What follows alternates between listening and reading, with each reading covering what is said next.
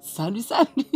Oui, c'est Rebecca, toujours là, fidèle au rendez-vous pour le défi lecture de la Bible de l'aurore au crépuscule. Justement, tu vois, il faut bien noter tous les passages qu'on lit. Non, mais franchement, on a déjà accompli beaucoup. On est à 2 rois dans notre défi lecture de la Bible de l'aurore au crépuscule. Donc, on lit la Bible de la Genèse à l'Apocalypse 10 minutes chaque jour. Donc, tu peux encore nous rejoindre. Ne te dis pas, ah non, mais ils ont déjà commencé, je vais pas. Non. Rejoins-nous si tu veux, tu peux nous rejoindre, donc n'hésite pas. Merci Seigneur parce que ta parole, elle est vraiment vivante, elle est vraiment fortifiante. Merci encore parce que tu nous parles chaque jour, personnellement à chacun. Merci encore parce que tu nous aides à comprendre les passages chaque jour. Et je prie encore pour tous ceux qui sont avec moi pour ce défi, que tu les bénisses, que tu leur permettes de garder leur motivation et qu'on puisse arriver ensemble à l'Apocalypse au nom de Jésus. Amen. Alors, on continue à 2 Rois 14, verset 17. Amathia, fils de Joas, roi de Juda, vécut encore 15 années après la mort de Joas, fils de Joahaz, roi d'Israël. Les autres faits et gestes d'Amathia sont cités dans le livre des annales des rois de Juda. On trama un complot contre lui à Jérusalem et il s'enfuit à Lachish. Mais ses ennemis envoyèrent des gens jusque-là pour le faire assassiner. Son corps fut ramené à dos de cheval à Jérusalem où il fut enterré aux côtés de ses ancêtres dans la cité de David. Tout le peuple de Juda prit son fils Azaria, âgé de 16 ans, pour le proclamer roi à la place de son père Amathia. C'est lui qui ramena Élat sous la domination de Juda et qui la reconstruisit après la mort du roi. La 15e année du règne d'Amathia, fils de Joas, roi de Juda, Jéroboam, fils de Joas, devint roi d'Israël à Samarie. Il régna 41 ans, il fit ce que l'Éternel considère comme mal, il ne renonça à aucun des péchés dans lesquels Jéroboam, fils de Nébat, avait entraîné le peuple d'Israël. C'est lui qui reconquit tous les territoires qui avaient appartenu à Israël depuis l'Ebo-Hamath jusqu'à la mer morte. Ainsi s'accomplit ce que l'Éternel, le Dieu d'Israël, avait annoncé par l'intermédiaire de son serviteur, le prophète Jonas, fils d'Amittai, de Gath-Hépher, car l'Éternel avait vu l'extrême misère dans laquelle Israël était tombé. Il n'y avait plus chez eux ni esclaves, ni hommes libres, personne pour venir à son secours.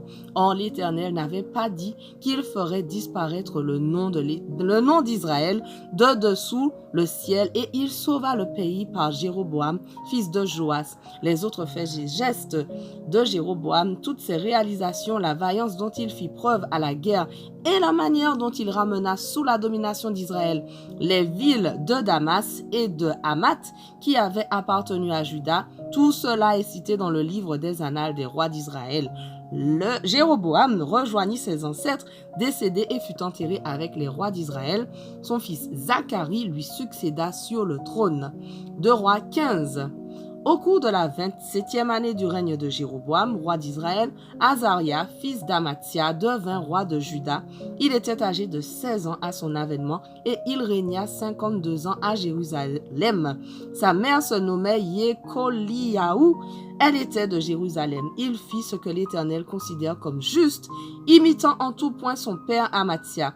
Toutefois, il ne supprima pas les hauts lieux et le peuple continuait à y offrir des sacrifices et à y brûler des parfums. L'Éternel frappa le roi de lèpre. Il resta lépreux jusqu'au jour de sa mort. Il vécut dans une maison d'isolement. Jotham, le fils du roi, avait la charge du palais royal et gouvernait le peuple du pays. Les autres faits et gestes d'Azaria et toutes ses réalisations sont cités dans le livre des annales des rois de Juda. Azaria rejoignit ses ancêtres décédés et fut enterré auprès d'eux dans la cité de David, et son fils Jotham lui succéda sur le trône. La 38e année du règne d'Azaria, roi de Juda, Zacharie, fils de Jéroboam, devint roi d'Israël à Samarie. Il régna 6 mois, il fit ce que l'Éternel considère comme mal, comme ses ancêtres. Il n'abandonna pas les péchés dans lesquels Jéroboam, fils de Nébat, avait entraîné le peuple d'Israël. Shaloum, fils de Yabesh, complota contre lui, il le frappa en présence du peuple et le mit à mort. puis il lui succéda sur le trône. Les autres faits et gestes de Zacharie sont cités dans le livre des Annales des rois d'Israël. Ainsi s'accomplit ce que l'Éternel avait annoncé à Jéhu lorsqu'il lui avait dit « Tes descendants te succéderont comme roi d'Israël jusqu'à la 4e génération. » C'est donc bien ce qui arriva. La 39e année d'Ozias, roi de Juda, Shallum, fils de Yabesh, devint roi. Il régna 1 mois à Samarie. Un certain Menahem, fils de Gadi, venant de Tirtsa, se rendit à Samarie. Il assassina Shallum, fils de Yabesh, et lui succéda sur le trône. Les autres faits et gestes de Shallum et le complot qu'il fomenta sont cités dans le livre des Annales des rois d'Israël. Après s'être emparé du pouvoir, Menahem attaqua la ville de Tifsa, tua tous ses habitants et ravagea le territoire environnant depuis Tirtsa parce que la ville avait refusé de lui ouvrir ses portes. Il éventra toutes les femmes enceintes. La 39e année du règne d'Azaria, roi de Juda, Menahem, fils de Gadi, devint roi d'Israël. Il régna 10 ans à Samarie. Il fit ce que l'Éternel considère comme mal pendant toute la durée de son règne. Il n'abandonna pas les péchés dans lesquels Jéroboam, fils de Nébat, avait entraîné le peuple d'Israël de son temps. Poul, roi d'Assyrie, envahit le pays, mais Menahem lui donna 34 tonnes d'argent pour qu'il l'aide à se maintenir sur le trône et à renforcer son pouvoir. Menahem se procura cet argent en prélevant un impôt sur tous les Israélites fortunés à raison de 50 pièces d'argent par personne et il le versa au roi d'Assyrie. Celui-ci accepta de se retirer du pays et retourna chez lui. Les autres faits et gestes de Menahem et toutes ses réalisations sont cités dans le livre des Annales des rois d'Israël. Menahem rejoignit ses ancêtres décédés et son fils Pekaya lui succéda sur le trône. La 50e année du règne d'Azaria, roi de Juda, Pekaya, fils de Menahem, devint roi d'Israël à Samarie, où il régna 2 ans. Il fit ce que l'Éternel considère comme mal. Il n'abandonna pas les péchés dans lesquels Jéroboam, fils de Nébat, avait entraîné le peuple d'Israël. L'un de ses aides de camp, nommé Péka, fils de Remaliahu, conspira contre lui. Il l'assassina dans la forteresse intérieure du palais royal avec l'aide d'Argob et d'Arié et avec le concours de 50 hommes de Galaad. Après l'avoir mis à mort, il lui succéda sur le trône. Les autres faits et gestes de Pekaya et toutes ses réalisations sont cités dans le livre des Annales des rois d'Israël. La 52e année du règne d'Azaria, roi de Juda, Péka, fils de Remaliahu, devint roi sur Israël à Samarie.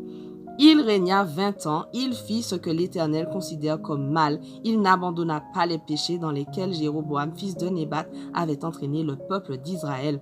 Sous le règne de Péka, roi d'Israël, Tiglath-Pileser, roi d'Assyrie, fit une invasion et s'empara des villes de Lyon, Abel, Beth-Maaka, Yanoa, Kedesh, Hatzor et Galaad. Il occupa aussi la Galilée et tout le territoire de Nephtali. Il en déporta les habitants en Assyrie. Osée, fils d'Éla, forma une conspiration contre Péka, fils de Remaliahu. Il l'assassina et lui succéda sur le trône au cours de la 20e année du règne de Yotam, fils d'Ozias. Les autres faits et gestes de Péka et toutes ses réalisations sont cités dans le livre des Annales des rois d'Israël. La 2e année du règne de Péka, fils de Remaliahu, roi d'Israël, Yotam, fils d'Ozias, devint roi de Juda. Il avait 25 ans à son avènement et il régna 16 ans à Jérusalem. Le nom de sa mère était Yerusha, fille de Tsadok. Il fit ce que l'Éternel considère comme juste et suivit en tout l'exemple de son père Ozias. Toutefois, les hauts lieux ne furent pas supprimés et le peuple continuait à y offrir des sacrifices et à y brûler des parfums. Yotam bâtit la porte supérieure du temple de l'Éternel. Les autres faits et gestes de Yotam sont cités dans le livre des Annales des rois de Juda. Pendant son règne, l'Éternel commença à envoyer contre Juda Retsin, roi de Syrie, et Péka, fils de Remaliahu. Yotam rejoignit ses ancêtres décédés et fut enterré à leur côté dans la cité de David. Son ancêtre, son fils Ahaz, lui succéda sur le trône. Voilà, notre passage du jour touche à sa fin, mais on continue dès demain. Sois au rendez-vous, on ne lâche rien. Allez, sois bénis.